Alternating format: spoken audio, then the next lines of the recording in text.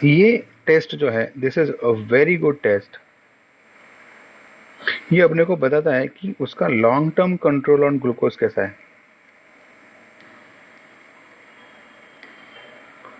मतलब ये हमेशा देख, फॉर एग्जाम्पल अगर हम लोग प्रैक्टिकली देखें, अगर कोई डायबिटीज का पेशेंट है, उसको डॉक्टर ने सब बताया कि ये मत खाओ, ये मत खाओ, ये मत खाओ, ये मत खाओ, ये मत खाओ, कितना फॉलो करता है वो पता नहीं।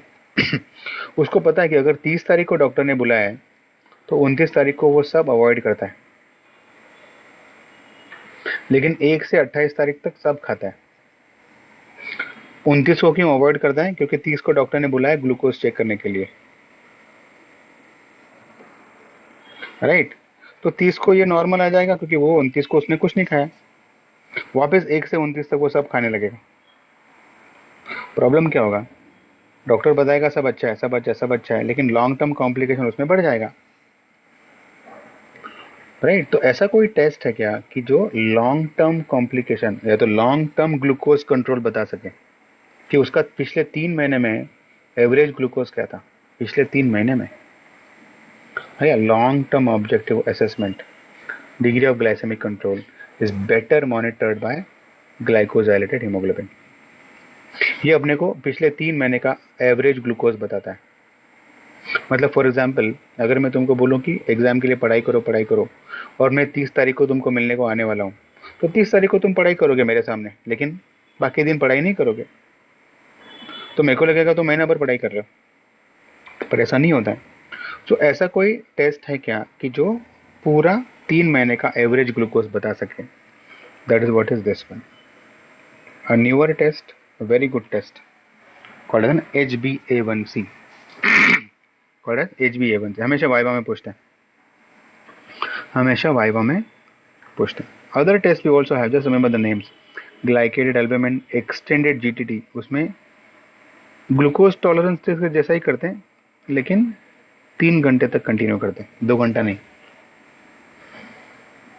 आगे इंट्रावीनस GTT, मतलब हम लोग ओरल नहीं देंगे, इंट्रावीनस देंगे ग्लूकोज। कॉर्टिजोन प्राइमेट, इंसुलिन ऐसे, प्रो इंसुलिन ऐसे, सी पेप्टाइड ऐसे, एंटीबॉडीज देखते हैं। ये सारे न्यूअर टेस्ट हैं, just remember the names, just remember the names. We can also have, yes, so this is what completes our diabetes mellitus newer test. Again हम लोग, let me give a summary of the test for diabetes mellitus. A quick review, let's say for example first one, as we talked about, glucosuria, मतलब glucose in urine. Again not reliable test, क्योंकि 180 milligram के ऊपर अगर glucose गया तो ही urine में आएगा। Second, ketonuria, again not reliable test, लेकिन सीवियरिटी अपने को पता चलता है, क्योंकि कीटोन बॉडीज तभी आएगा जब भी सीवियरिटी ज़्यादा रहेगा डायबिटीज़ का। Third, a single random plasma glucose,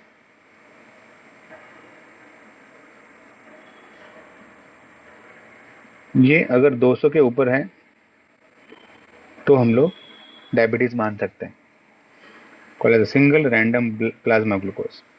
fourth, we have a fasting and postprandial, उसमें सबसे इंपॉर्टेंट है fasting, it should be less than 100 और लेट्स से लेस देन 126, ठीक है। Some book says 100, some book says 126, 100 to 126 it becomes borderline, becomes borderline। तो अगर 126 से ज़्यादा है तो डायबिटीज मेलाइटिस है। Fifth test is a glucose tolerance test, जिसमें हम लोग 75 ग्राम ऑफ ग्लूकोज देंगे इन 300 ml वाटर, और हर आधे घंटे में ब्लड ग्लूकोज करेंगे।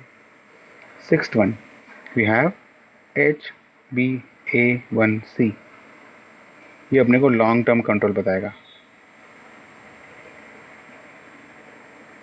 इसी को हम लोग लाई डिटेक्टर टेस्ट भी बोलते हैं। Of course don't under that in the viva कि पेशेंट बराबर झूठ बोल रहा है कि सच बोल रहा है, कि कंट्रोल है कि नहीं खाने पे. That is what is a lie detector test. Again HbA1c should be less than 7.4%, something like. The newer criteria are being developed, but less than 7.4%. तो ये सारा हो गया lab diagnosis of diabetes mellitus. Lab diagnosis, कभी कभी short note सिर्फ lab diagnosis पे आता है, तो we are going to write this, we are going to write this much. So we have devoted the complete lecture today on diabetes mellitus only. Diabetes mellitus only. Okay, समझ में आ रहा है? Okay.